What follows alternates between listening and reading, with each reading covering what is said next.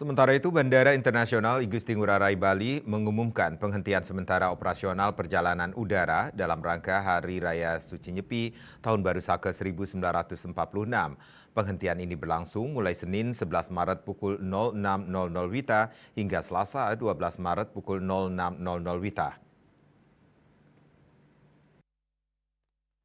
Menurut Handi Heryuditiawan, General Manager Bandara, keputusan ini telah dikoordinasikan dengan berbagai pihak terkait sesuai dengan Notam Airnav Cabang Denpasar dan Surat Edaran Gubernur Bali. Sebanyak 448 penerbangan termasuk 244 domestik dan 204 internasional dijadwalkan tidak beroperasi selama periode ini. Menurutnya, penghentian operasional ini merupakan bentuk penghormatan terhadap nilai-nilai keagamaan dan budaya masyarakat Bali.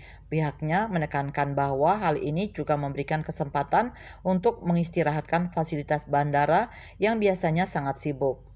Selama Hari Raya Nyepi, Bandara Igusti Ngurah Rai tetap berkoordinasi dengan semua stakeholder, termasuk kepolisian, TNI Angkatan Udara, pemerintah daerah, dan maskapai penerbangan. Penutupan bandara kecuali untuk penerbangan darurat dan medical evacuation dengan persyaratan khusus.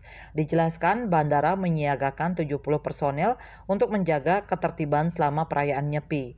Pihaknya mengingatkan penumpang untuk menyesuaikan jadwal perjalanan dan memberikan informasi bahwa penerbangan terakhir sebelum penutupan Nyepi adalah Super Airjet tujuan Jakarta pada 10 Maret dan Indonesia Air Asia tujuan Jakarta pada 11 Maret. Bali Post melaporkan.